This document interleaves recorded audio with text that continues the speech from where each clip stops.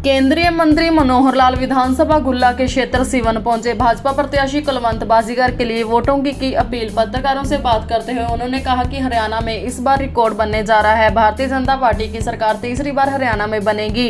अभी तक हरियाणा में किसी भी पार्टी की 2 बार से ज्यादा सरकार नहीं बनी, इसलिए जिस तरह से केंद्र में मोदी की तीसरी बार सरकार बनी है, हरियाणा में भी भाजपा की तीसरी बार सरकार बनेगी, क्योंकि जो सरकार केंद्र में होती है वही राज्य में बनती है।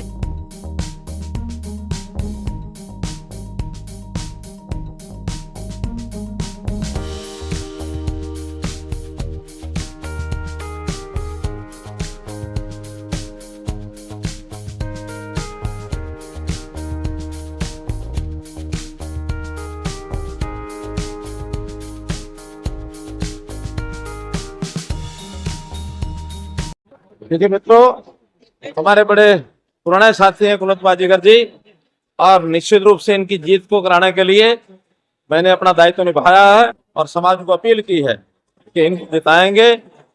निश्चित रूप से सरकार की भागीदारी भी इनके साथ यहाँ की होगी। इस इलाके में पहले भी जब ये विधायक रहे हैं तो उन्होंने भरपूर काम किए हैं, क्योंकि मैं तो स्वयं मुख्यमंत्री होने के नाते ये सब जानता हूँ।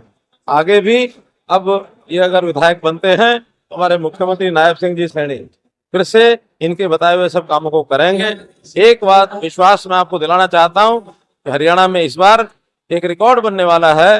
भारतीय जनता पार्टी के नेतृत्व में तीसरी बार सरकार, क्योंकि आज तक लगातार तीसरी बार सरकार हरियाणा में किसी की नहीं बनी। केंद्र में जैसे मोदी जी की तीसरी बार सरकार बनी है, इसी प्रकार से हरियाणा में भी तीसरी बार सरकार बनेगी। क्योंकि उसका एक मुख्य जो तर्क है वो ये है कि हरियाणा के 58 में से 56 साल ऐसे रहे कि जब जो सरकार केंद्र में होती है वही प्रदेश में बनती है।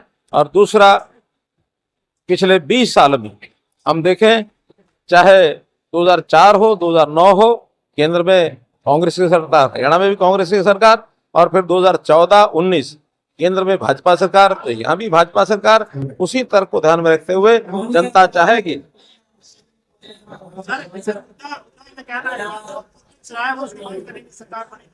मैंने जवाब दे दिया कि वो पोर्टल बंद करने की बात कह रहे हैं। पहली बात तो है कि आजकल गणना छोड़ दिया।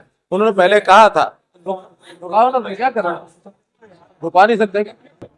कह चुका हूं कि इस बात को लगातार कहते रहें, लेकिन मेरी जानकारी के हिसाब से अब वो ये कहना छोड़ गए हैं। उनको पता है कि इस पोर्टल के जितने लाभ जनता को हुए हैं, अगर मैं पोर्टल खत्म करने की बात करूंगा तो निश्चित रूप से जनता उनको खत्म करने की सोचेगी। पोर्टल खत्म नहीं होना। परिवारवाद की राजनीति जो पहले चल रही थी वही कांग्रेस के घर में आज भी चल रही है। उनको परिवार के बाहर का कोई व्यक्ति कभी भी बर्दाश्त नहीं होता है, और कभी कभी तो परिवार में भी दुविधाएं क्या हो जाती हैं। चाहे दिल्ली में, अब ये पता नहीं कि वो क्लेम राहुल गांधी जी का चलेगा कि सोनिया गांधी का चलेगा कि प्रियंका गांधी का चलेगा।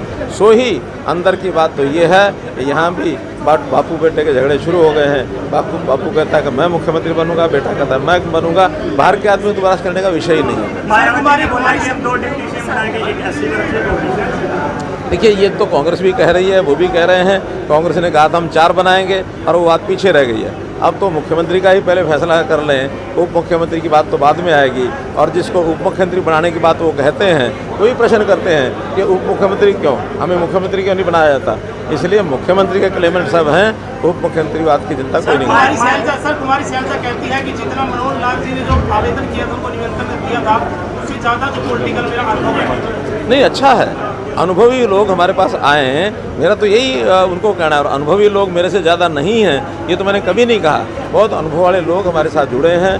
मैं एक लाल आया हूँ यहाँ, उससे पहले 3 लालों की बात होती थी। आज लोग कहते हैं 4था लाल ऐसा आया, 3 लालों को साथ ले गया। मायावती ने राहुल गांधी को गिरगिट बोला है, क्योंकि विदेशों में ये कहते हैं कि हम आरक्षण खत्म करेंगे, यहाँ कहते हैं कि आरक्षण लागू करेंगे। एकदम ठीक बात कही है मायावती जी ने, और मायावती जी की इस बात को लोगों को ध्यान से सुनना चाहिए।